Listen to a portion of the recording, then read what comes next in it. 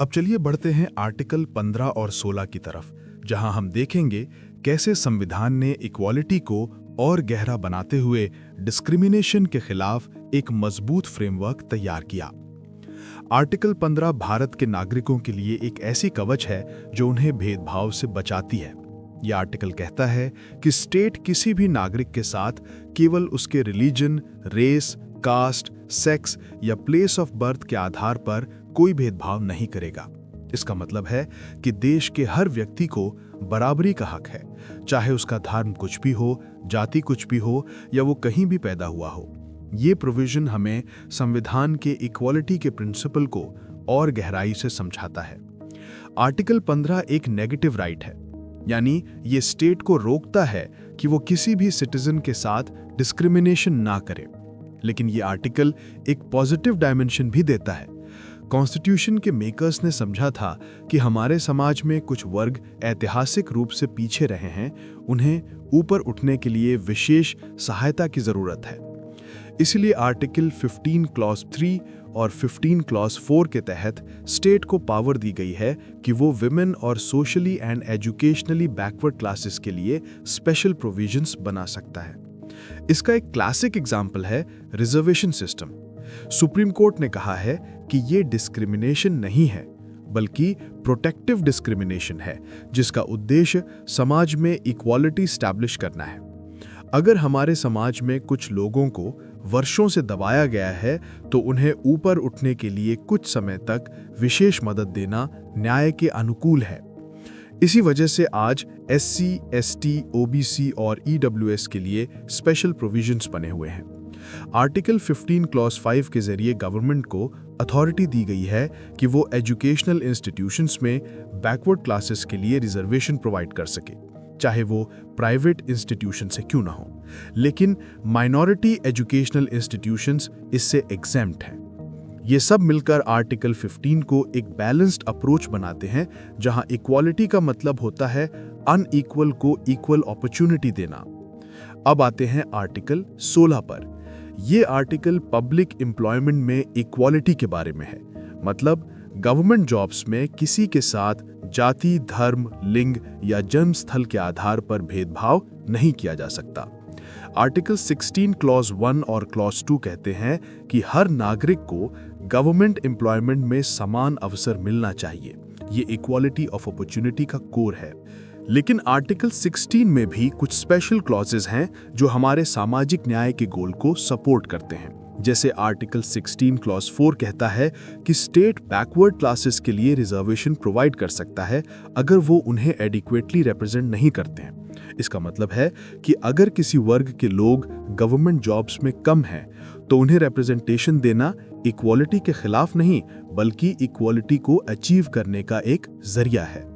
इसी तरह article 16 clause 4A और 16 क्लॉज 4B में भी प्रोविजंस दिए गए हैं, जिसे प्रमोशन में रिजर्वेशन और बैकलॉग वैकेंसीज भरने के लिए सहायता मिलती है। ये सब अमेंडमेंट्स टाइम के साथ लाए गए ताकि इक्वालिटी सिर्फ लिखित शब्द न रहे, बल्कि ग्राउंड रियलिटी बन सके। सुप्रीम कोर्ट ने कई जजमेंट्स में इस आर्टिकल को डिफाइन किया है। सबसे फेमस केस है Indira Sahni versus union of India, जिसमें कोर्ट ने कहा कि रिजर्वेशन 50% से ज्यादा नहीं होना चाहिए और क्रीमी लेयर का कॉन्सेप्ट को इंट्रोड्यूस किया गया। इससे ये इंश्योर हुआ कि बेनिफिट्स सिर्फ उन्हीं लोगों तक जाए जो सच में डिसएडवांटेज्ड है। तो आर्टिकल 15 और 16 मिलकर एक कंप्लीट फ्रेमवर्क बनाते हैं। एक तरफ भेदभाव को रोकना और दूसरी तरफ जिनके साथ भेदभाव हुआ है उन्हें अपलिफ्ट करना। ये दोनों मिलकर सोशल जस्टिस के कॉन्सेप्ट को रियल शेप देते हैं। अब बढ़ते हैं आर्टिकल 17 की तरफ, जो भारत के सामाजिक इतिहास में एक क्रांति के समान था। आर्टिकल 17 ने अनटचेबिलिटी को संपूर्ण रूप से समाप्त कर दिया। ये कहता है untouchability is abolished and its practice in any form is forbidden। ये लाइन छोटी है, लेकिन इसका अर्थ बहुत बड़ा है। वर्षों तक भारत के समाज में कुछ लोगों को अस्पृश्य माना जाता था। उन्हें मंदिरों में जाने, पब्लिक प्लेसेस यूज करने या बेसिक अधिकार लेने से रोका जाता था। आर्टिकल 17 ने इस बार्बरिक परंपरा को समाप्त कर दिया। इस आर्टिकल को इन्फोर्स करने के लिए पार्लियामेंट ने protection of civil rights act 1955 बनाया। बाद में SC/ST prevention of atrocities act 1989 भी लाया गया, जिससे उन लोगों को न्याय मिल सके जिनके साथ सामाजिक अन्याय हुआ था।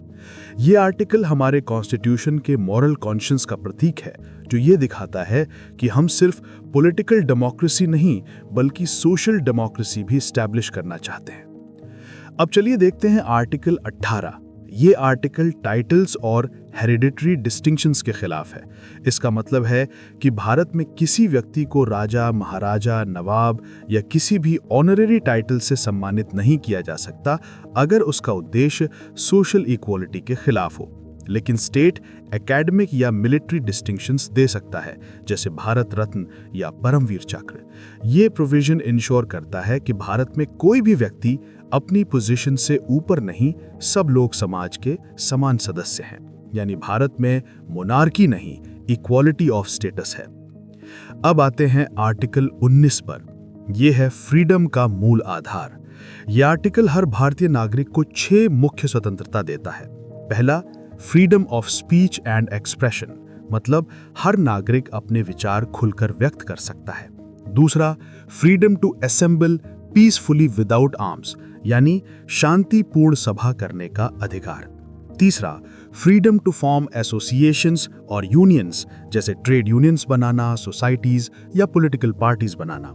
चौथा, freedom to move freely throughout the territory of India, मतलब देश के किसी भी हिस्से में जाने की आजादी।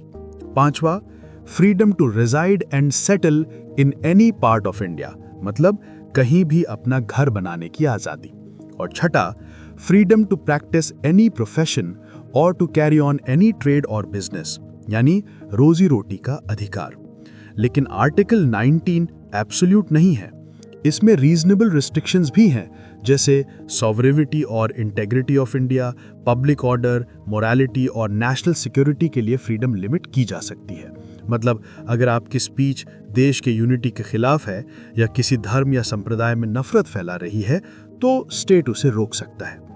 सुप्रीम कोर्ट ने टाइम के साथ आर्टिकल 19 के स्कोप को डिफाइन किया है। जैसे रोमेश थापर केस में कोर्ट ने कहा कि फ्रीडम ऑफ स्पीच डेमोक्रेसी का सबसे इंपॉर्टेंट पिलर है। अगर लोग खुलकर सरकार की आलोचना नहीं कर सकते तो डेमोक्रेसी का मतलब ही खत्म हो जाता है। मेनका गांधी केस ने इसे और एक्सपैंड किया, जहां कोर्ट ने कहा कि फ्रीडम ऑफ मूवमेंट और पर्सनल लिबर्टी एक दूसरे से जुड़ा हुआ है। फ्रीडम ऑफ प्रेस भी आर्टिकल 19(1)(a) के अंडर आता है, चाहे वो एक्सप्लिसिटली मेंशन ना हो। इसका मतलब है कि मीडिया को भी सरकार के खिलाफ सच बोलने का अधिकार है, लेकिन उस फ्रीडम के साथ रिस्पॉन्सिबिलिटी भी जुड़ी है। मिस इन्फॉर्मेशन और हेट्रेड फैलाना उसका मिसयूज होगा। आर्टिकल 19 को समझते हुए हमें ये याद रखना चाहिए कि फ्रीडम बिना डिसिप्लिन के एनार्की बन जाता है।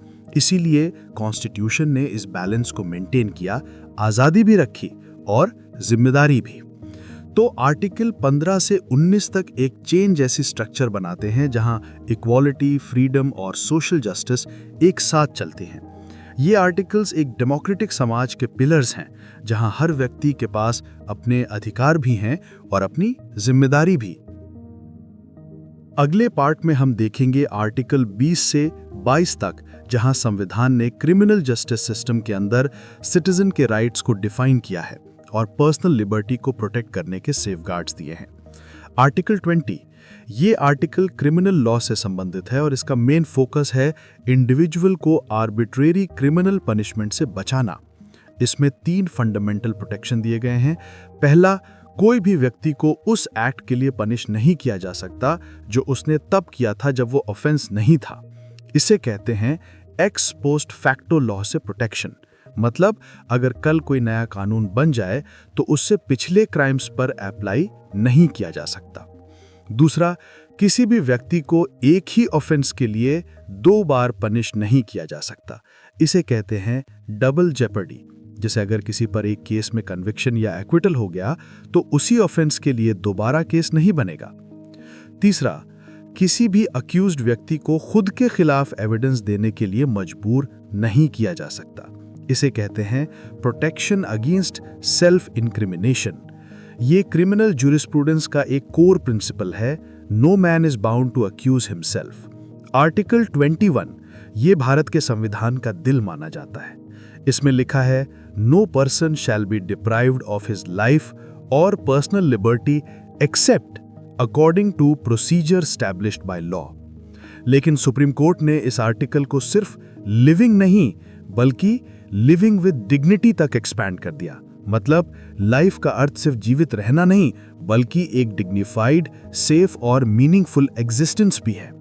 आर्टिकल 21 के तहत सुप्रीम कोर्ट ने कई नए राइट्स को इंक्लूड किया, जैसे right to privacy, right to clean environment, right to livelihood, right to legal aid, right to shelter, right to education, जो बाद में आर्टिकल 21A के रूप में अलग लिखा गया।